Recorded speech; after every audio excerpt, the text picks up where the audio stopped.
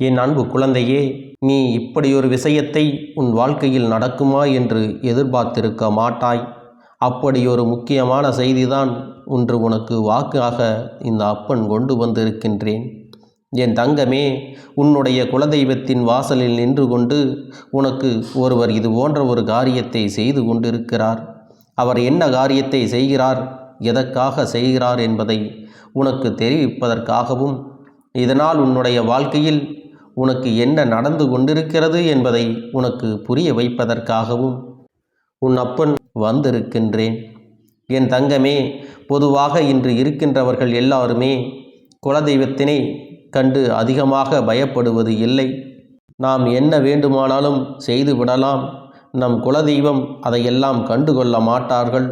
அப்படியே கண்டுகொண்டாலும் அவர்களுக்கு ஏதேனும் ஒரு படையலை படைத்து விட்டால் அவர்கள் நம்மை மன்னித்து விடுவார்கள் என்று எண்ணிக்கொண்டு மற்றவர்களுக்கு தீங்கு செய்ய துணிந்து விடுகின்றார்கள். ஏனென்றால் குலதெய்வமானது நம்முடைய தெய்வம் அல்லவா, நாம் அவர்களின் பிள்ளை அல்லவா. நாம் செய்கின்ற செயல்கள் எல்லாவற்றையும் நம்முடைய குலதெய்வத்திடம் நாம் நியாயப்படுத்தி விடலாம் என்று நினைத்து கொண்டிருக்கிறார்கள்.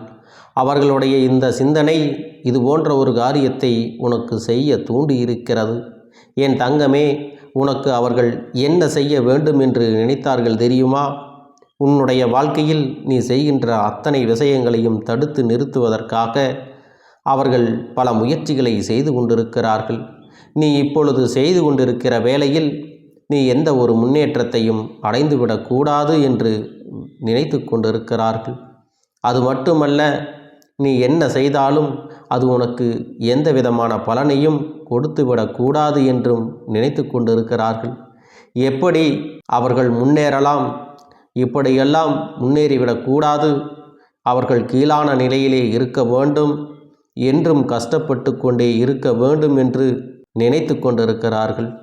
நீ எப்படி உன்னுடைய வாழ்க்கையில் எப்படியாவது கஷ்டப்பட்டு உழைத்து முன்னேறிவிட வேண்டும் என்று நினைக்கின்றாயோ, அதற்கு எதிர்மாறாக உன்னுடைய கஷ்டங்கள், உன்னுடைய உழைப்பு எதுவுமே முழுமையடைந்து விடக்கூடாது, அவர்கள் வாழ்க்கையில் அவர்கள் நினைத்தது எதுவும் ஈடேறிவிடக்கூடாது என்று துடித்து கொண்டிருக்கிறார்கள். எத்தனையோ முயற்சிகளை செய்தோம், அது பலன் கொடுக்காமல் போனதால்தான் கடைசியாக இப்பொழுது உன்னுடைய குலதெய்வத்தின் முன்னால் வந்து அவர்கள் நின்று கொண்டிருக்கிறார்கள். தங்களுடைய குலதெய்வத்திடம் நாம் சொன்னால் அந்த காரியம் நம் வாழ்க்கையில் நிச்சயமாக நடந்து விடும், நாம் நினைத்தது போல அவர்கள் வாழ்க்கையை அழித்து விடலாம் என்று நினைத்து கொண்டிருக்கிறார்கள். அவர்கள் இப்படி நினைப்பதற்கு பலன் அவர்களுக்கு என்ன கிடைத்திருக்கிறது தெரியுமா?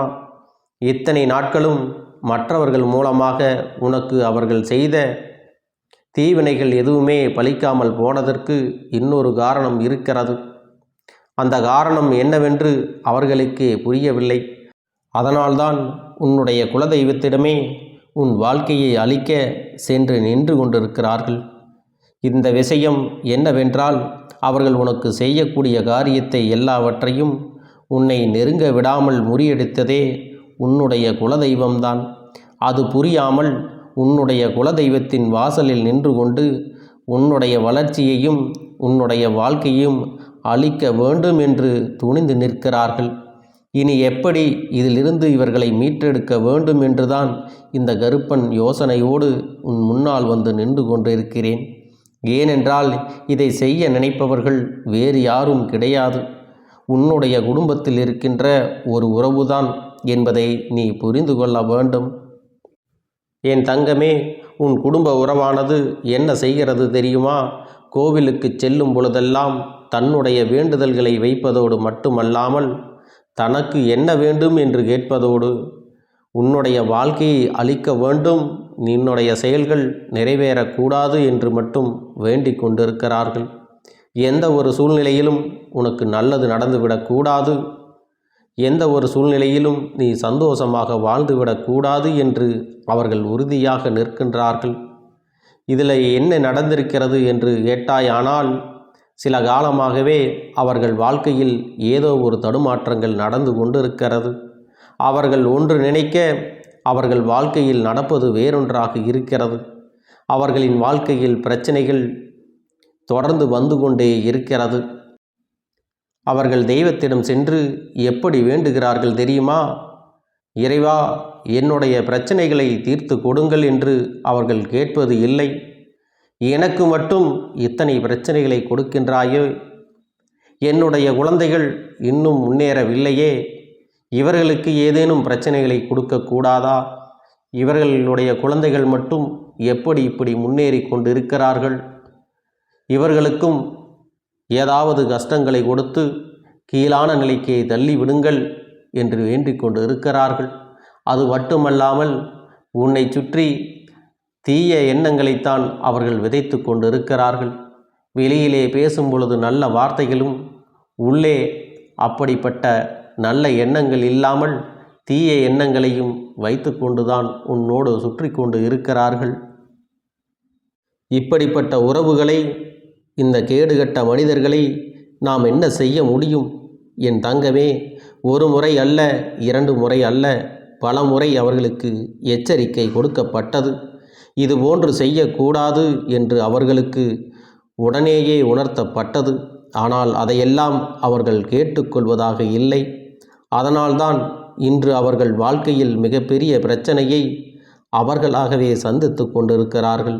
இன்று அவர்கள் சந்திக்கின்ற பிரச்சனையினால் உன் வாழ்க்கை சரியாகி விடாது. உனக்கான திருஷ்டிகள் அதிகமாகி கொண்டு இருக்கிறது என்பதை நீ புரிந்து கொள்ள வேண்டும். என் செல்லமே, இந்த அப்பன் சொல்கின்ற விஷயம் உனக்கு புரிகின்றதா? உன்னை கெடுக்க வேண்டும் என்று நினைத்து உன்னை சுற்றி சுற்றி வந்து உன் வாழ்க்கையில் எதையாவது செய்துவிட வேண்டும் என்று சிலர் நினைக்கின்றார்கள் அல்லவா? அந்த நேரத்தில் தெய்வம் உனக்கு துணையாக இருந்து இதுவரை உன்னை காப்பாற்றி கொடுத்தது. இனிமேலும் உனக்கு உன் குலதெய்வம் காப்பாற்றி கொடுக்கும் என்பதில் எந்த ஒரு மாற்று கருத்தும் இல்லை.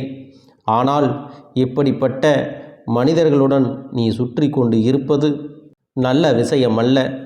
நீ எந்த ஒரு நல்ல காரியத்துக்கு சென்றாலும் யார் அதை பற்றி எதிர்மறையாக பேசுகிறார்களோ, யார் உன்னை குறை சொல்லி, யார் உன்னை மட்டம் தட்டி பேசுகிறார்களோ அவர்களை உடனே அடையாளம் கண்டுகொள். அவர்களிடத்தில் இருந்து நீ கொஞ்சம் கொஞ்சமாக விட்டு விலகி இருக்க வேண்டும். இவர்கள் எப்படிப்பட்டவர்கள் தெரியுமா? ஏதேனும் உனக்கு பாதகமான சூழ்நிலை வந்தால் அந்த சமயத்தில் உன்னை கவிழ்த்துவிட வேண்டும் என்றுதான் காத்து கொண்டிருக்கிறார்கள். என் தங்கமே, இதையெல்லாம் புரிந்து கொண்டு நீ கவனமாக இனி வரும் காலங்களில் நடந்து கொள்ள வேண்டும். இவர்கள் செய்துவிட்ட காரியத்தினால் உன் வாழ்க்கையிலும் நல்ல விஷயம் ஒன்று நடந்திருக்கிறது. இவர்கள் நினைத்து கொண்டிருக்கின்ற தீவினைகள் எதுவும் உன்னுடைய வாழ்க்கையில் ஒருபோதும் நடக்கப் போவது கிடையாது. இவர்கள் என்னவெல்லாம் நடக்க வேண்டும் என்று நினைத்தார்களோ அந்த விஷயங்களும் நடந்து விடாது என்பதை தெரிந்து கொள்ள வேண்டும். ஆனால் உன்னுடைய தெய்வமானது உனக்கு அதிகப்படியான பாதுகாப்பை எப்பொழுதும் கொடுக்க தொடங்கிவிட்டது. உன்னுடைய வாழ்க்கையில் இனி உனக்கு என்ன கொடுக்க வேண்டும் என்பதையெல்லாம் நீ பெற்றுக்கொள்ளத்தான் போகிறாய். யாரெல்லாம் உன் வாழ்க்கையில் உன்னை அழிக்க நினைத்தார்களோ அவர்கள் எல்லாம் இனிமேல் தானாகவே அழிந்து போவார்கள். உன் வாழ்க்கையில் பல கஷ்டங்களை கொடுத்தவர்கள் இன்று அதே கஷ்டத்தினால் வாழ்க்கையில் பல துன்பங்களை சந்திக்கப் போகின்றார்கள். அதனால்தான் என் செல்லமே, இன்றிலிருந்து நீ மன நிம்மதியோடு இருக்கப் போகிறாய். உன்னுடைய வாழ்க்கையை அழிக்க வேண்டும், உன்னுடைய வாழ்க்கையில் பல திருப்பங்களை ஏற்படுத்த வேண்டும் என்று நினைத்தவர்கள் வாழ்க்கையில் இனிமேல் சில மாற்றங்களை சந்திக்கப் போகிறார்கள். உனக்கு என்ன நடக்க வேண்டும் என்று நினைத்தார்களோ அதுவெல்லாம் அவர்களுடைய வாழ்க்கையிலே நடக்கப் போகிறது. உன்னுடைய வீட்டிலே நல்ல விஷயங்கள் நடக்கும் பொழுது அவர்களுக்கு சில துன்பங்கள் வந்து சேரும் என்பதை புரிந்து கொள்ள வேண்டும். அப்படி நேரும் பொழுது அவர்களின் உண்மையான முகத்தை நீ புரிந்து கொள்வாய். என் தங்கமே, எண்ணங்கள் நன்றாக இருந்தால் மட்டுமே அவர்களுடைய வாழ்க்கையில் எல்லாமும் நல்லதாகவே நடக்கும். தவறான எண்ணங்களோடு ஒருவரை கெடுக்க வேண்டும், ஒருவர் வாழக்கூடாது என்று நினைக்கின்றவர்கள் வாழ்க்கையில் நல்லது ஒருபோதும் நடந்து விடாது என்பதை நீ புரிந்து கொள். உன் அப்பன் உன்னோடு துணை இருக்கும் பொழுது உன் வாழ்க்கையில் உனக்கு எந்த ஒரு தீமையான செயல்களும் நடக்காது என்பதை புரிந்து கொள். உனக்கு தீமை செய்ய நினைத்தவர்கள் எல்லாம் ஒரு நாள் மனம் வருந்துவார்கள். எதற்காக நாம் குலதெய்வத்தின் முன்னால் நின்று இது போன்ற தவறான காரியத்தை செய்தோம் என்று அவர்கள் குலதெய்வத்தினாலேயே தண்டிக்கப்பட போகிறார்கள். குலதெய்வம் அவர்களுக்கு தண்டனையை எப்படி கொடுக்கும் தெரியுமா? எதையெல்லாம் அவர்கள் உன் வாழ்க்கையில் செய்ய நினைத்தார்களோ அதையெல்லாம் குலதெய்வமானது அவர்களுக்கு கொஞ்சம் கொஞ்சமாக கொடுத்து விட போகிறது. அதனால் மன்னிப்பு கேட்கப் போகிறார்கள். என் தங்கமே, இந்த கருப்பன் சொன்ன விஷயம் ஒன்றே ஒன்றுதான். உன்னுடைய வாழ்க்கையில் யார் ஒருவர் உன்னை அழிக்க வேண்டும் என்று உன்னுடைய குலதெய்வத்தை நாடி சென்று அங்கே வேண்டுதல்களை வைத்தார்களோ அவர்களுக்கு உன்னுடைய குலதெய்வமே அதற்கான பரிசினை கொடுக்க போகிறது.